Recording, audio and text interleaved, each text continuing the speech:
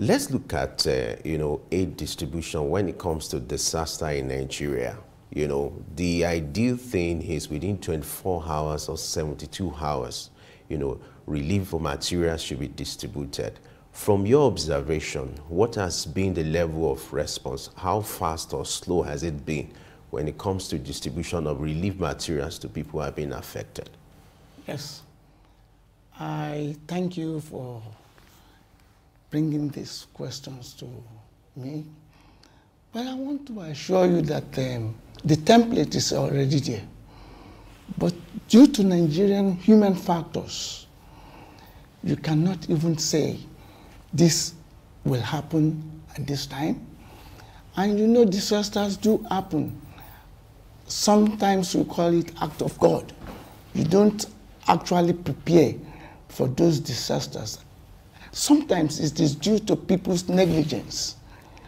And when it happens, as I told you, human factors, there are other things we don't even envisage.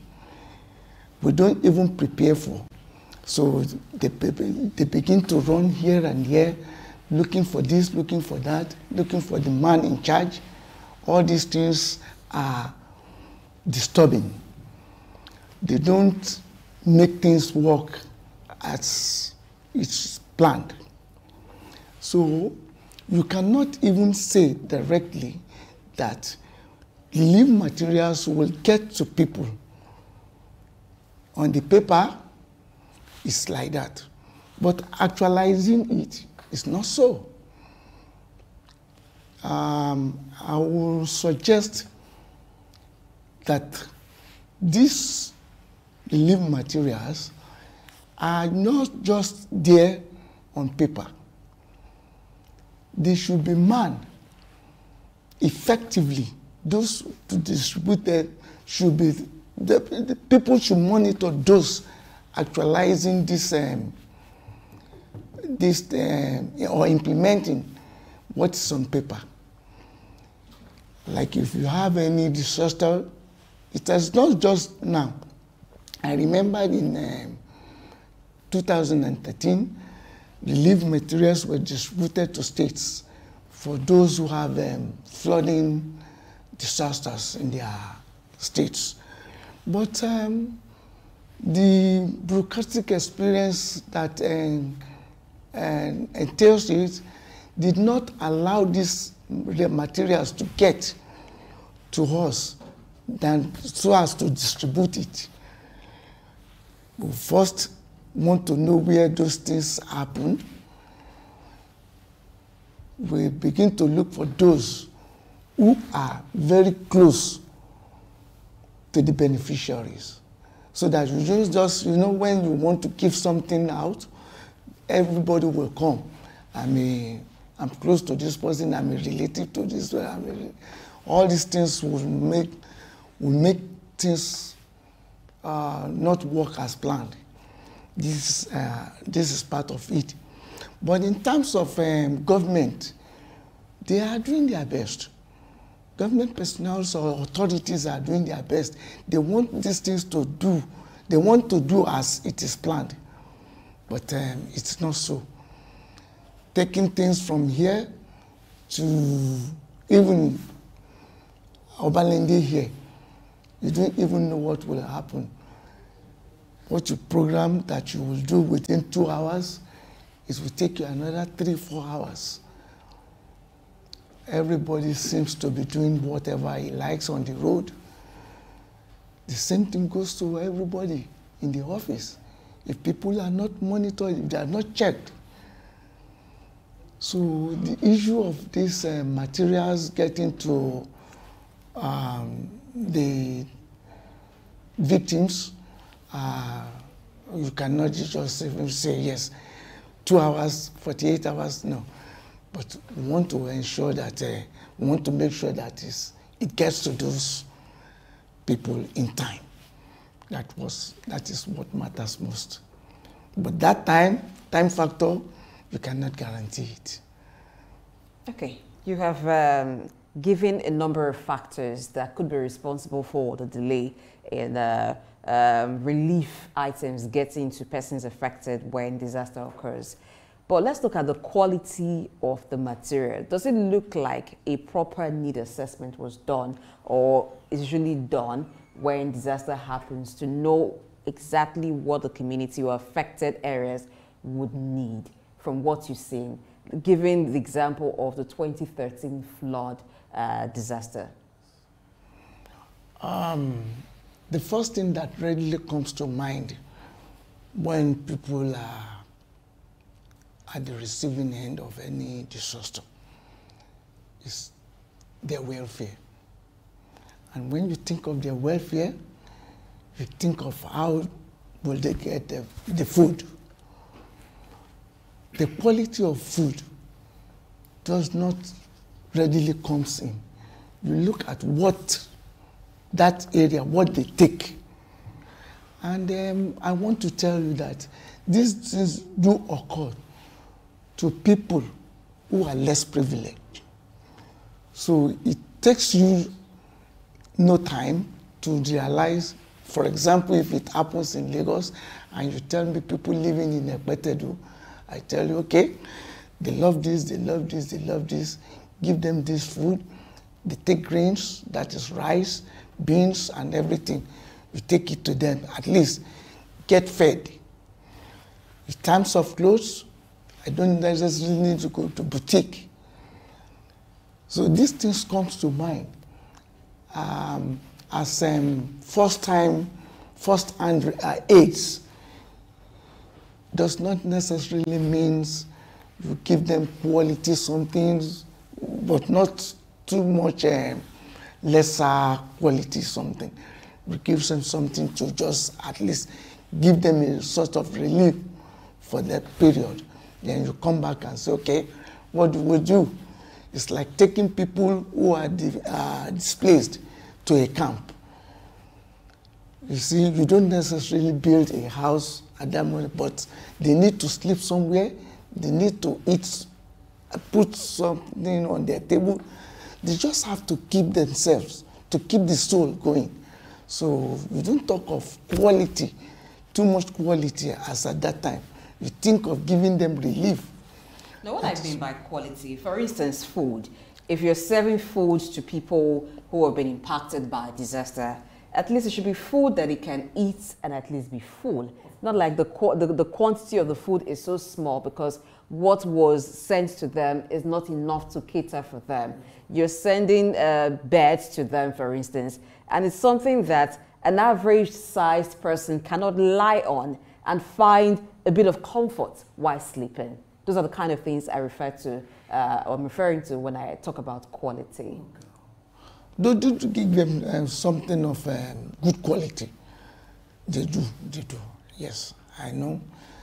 Something that is edible will be given to them. You don't just give them anything. You don't just give them anything that will look like as if you are poisoning them. You give them foams to sleep, but you have to console their mind that, look, bear with us, this is what we can afford now. And you make them, you see, you give some sort of PR when you are giving those things to them. You don't then look like, if we, after all, take this and if you are not okay, what do we do? We are not the cause of your problem. No, you don't act like that. What do you make of this development where relief materials are being released and they don't get to the intended users? You know, a typical example was what happened during COVID, where some palliative materials were released and they were just being stored in warehouses and the people who needed them couldn't access them. What do you think is likely responsible? And if you've had any experience in this regard, I would like you to share it with us. Yes, it's a two-sided coin. Materials, when we are being given materials to distribute, you are being given with conditions. Sometimes they tell you go and give 500 people at this point in time. Those who will come back and you were given 1,000. By the time you release about 400, you want to cross-check. During this period, those people outside will not know the conditions that we have given to you. They don't know how you were being told to distribute it. They simply come and say, okay, you have kept this thing here while we are waiting for it.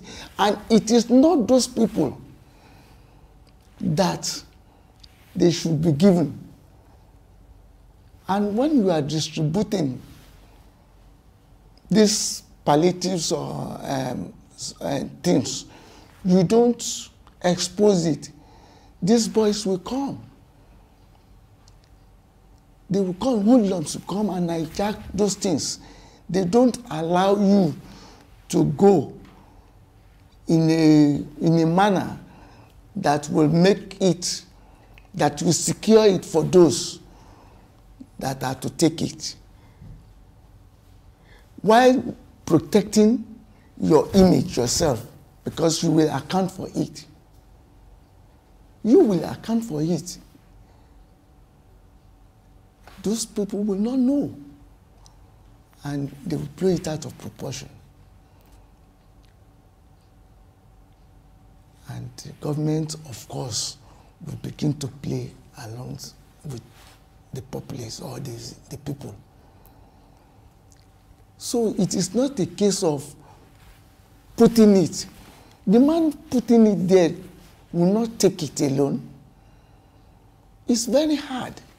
But I wonder how some people will take this your argument. If people are in hunger. Yes. They will always say an hungry man. It's an angry man. So if people are in hunger and they know food are being stored somewhere, why the delay? Do you know some of those who will agitate that this thing is being locked there? Some of them have taken. It is not for those people. They will come from other area, all in the name of protest. Oh, you have locked up these things. The man there will not take it. 500 bags of these palliatives, and somebody will dare to take it alone. If he wants to take it, he will have taken it. He wouldn't have kept it in the store. But people will not reason that way. I agree with you. You talked about there are two sides to it. This is Yes. one side to it. So what's the other side? The other side is people will be blind, even if you are doing it the correct thing. If you are doing the correct thing, for example, you are being told to give in every word, because it has to go with that format.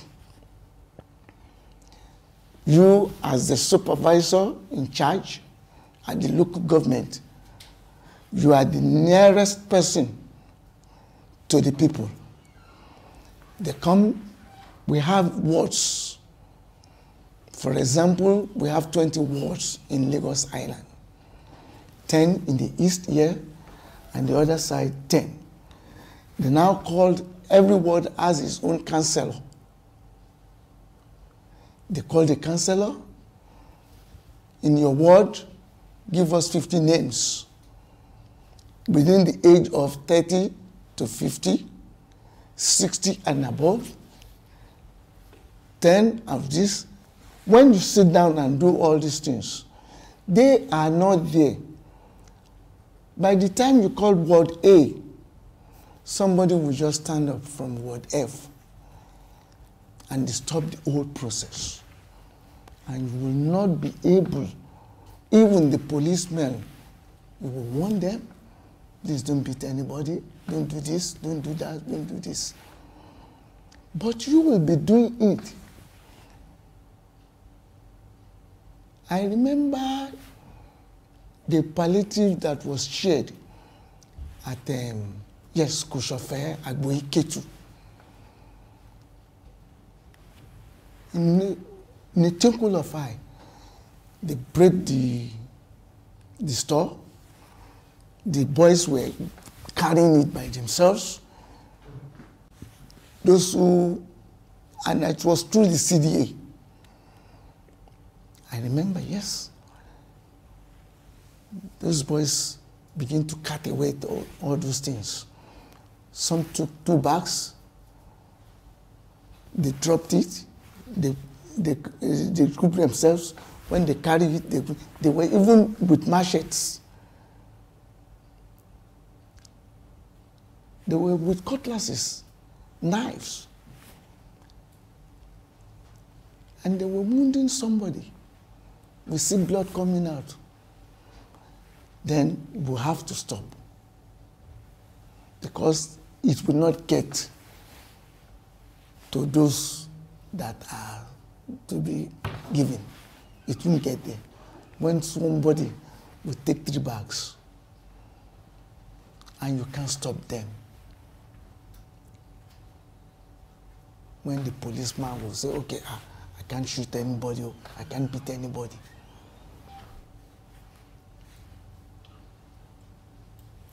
Sometimes in disaster-prone areas or where disaster has occurred and during the sharing of relief items, sometimes there are cases of exploitation because the person who's giving out the aid or distributing the aid is in position of power at that time. So what kind of measure can be employed to ensure that there are no incidences of exploitation, particularly for vulnerable people, maybe women and children? The best way to do it is to go through the local government chairman. And you must be prepared to hold him responsible. He knows how to get a vote when it comes to voting.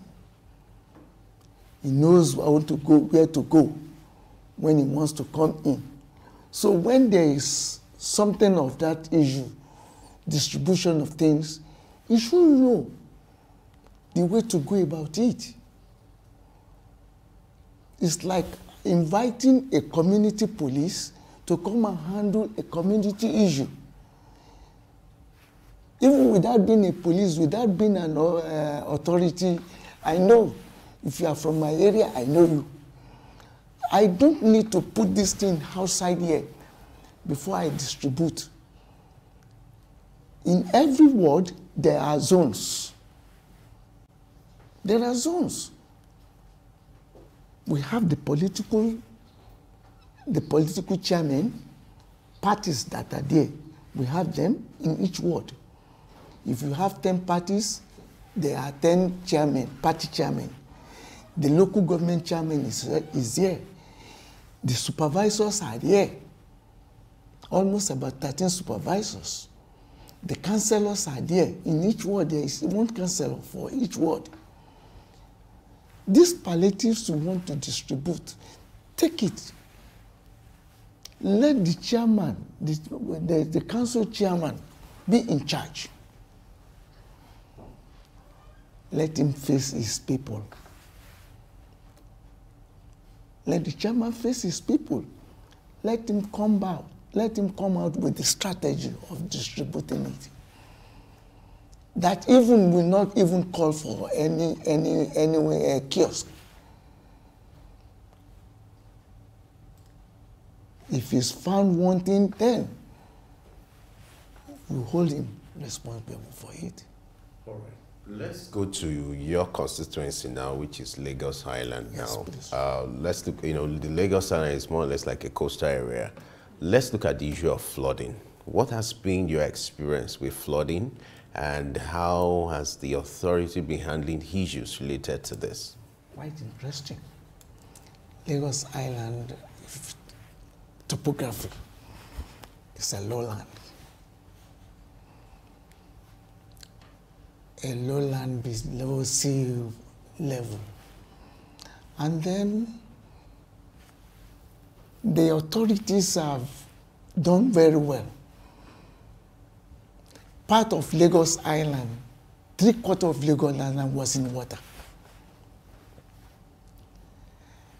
And we have continued to experience flooding, flash flooding, I beg your pardon, flash flooding in some areas because the authorities have been able to handle this perennial flooding problem. Except some areas, these are to be regarded as the valley of the whole island, apart from being a lowland area. We have the upper areas and the lowland, the valleys. So you should expect flooding. Some areas are swampy already. So if you go there when it rains, you find these flooding problems. But they have been able, they don't put up their hands at one time. It's continuous. They have continually doing something about it. And if those builders will adhere strictly to these regulations, we will not have problems. They are one of the problems. They kept their remnants in the drains unremoved. And when it rains, we are bound to have flood in the areas. But be it as it may, the authorities, Lagos State authorities and the local government chairman, they have been up to the task. They've been doing well. Okay, in addressing some of the activities of builders and even individuals so that they do not create more opportunities for flooding to happen, what is the role of the authority to correct some of the practices? Sometimes they fill the drains with sand that's being deposited for building. And when the building is completed, they do not evacuate some of the debris from the drains. So what should be done to ensure that they complement the effort of government and not try to water down what government is doing or what the authorities are doing? I think this is not peculiar to Lagos Island alone. But because of the rate developers do their work on the island, it seems it's more here than any other places. What they should just do is, the laws are there. They should just make sure they adhere strictly to that laws. We have these stack permits, and those in charge of buildings must always be there to see that these things are removed immediately. And there's a law that says even if you want to put your sand or the granites or everything, you first of all, when I was the vice chairman on environmental committee, I think I locked up the one plaza that was, the construction was still ongoing there. I went there, they brought these materials, and I said, you didn't even put this nylon on the drains at Nnamdi Azikiwe. Everybody thought the man cannot be, he does things with impunity, he's a big man in the society. Ulubodi is his name. I simply locked up sealed the site. I said, I don't want money. Make sure you clear these things before you bring another one. And you must put in these nylons to cover the openings. So the laws are there. They know what they do. But immediately, people monitoring them fail to do so, they can do anything. They do things the way they like. They don't see it as an offense. Honestly. If you don't take time, if you go out now, somebody plying one way, you will not see it as an offense. But if the process in the community, especially you, that you are in the community, if you are in charge, let them know that you come out boldly. Now nothing will happen to me here. I'm a man here. If you are not a person here, if you are the commissioner for environment, if you are the commissioner for housing, if you are the commissioner for works, if you are coming to Lagos Island, like us, with the local government chairman, tell them you are going to so place for this operation. It gives to somebody, the CDA comes out with you, so that whenever you say, people will listen to you, and they will listen not just for listening's sake. That's what we can do. But if you say because we are the commissioner, we are just coming, we will talk, immediately you leave, they go back to what they were doing. The man must be there, somebody must be on ground. Somebody must be on ground. That's just the issue. The governor. As we wrap up, what should be the way forward when it comes to strengthening local authority, regards rescue operations, equipping them for tasks like this when it comes to the issue of flooding? What should be done to ensure that their capacity is being improved so that they can handle things like this without having cause to call on the federal government? We wouldn't wait. We should not wait until it happens. We should believe it's going to happen tomorrow. And we'll begin to look for a way to tackle it, especially when it has happened before. When it has happened before, there is no room for excuses. When it has happened before, you don't come back and tell me it came suddenly. It's no more sudden. So we have to be on ground. We know that the problem of Lagos Island is flooding. Why do we wait? Okay. So there is no need waiting, because for issues like flooding is almost, or it is a yearly occurrence, so that the authorities, whether local, state, and federal. I am putting up a feasibility on Idumagbo, Jankara.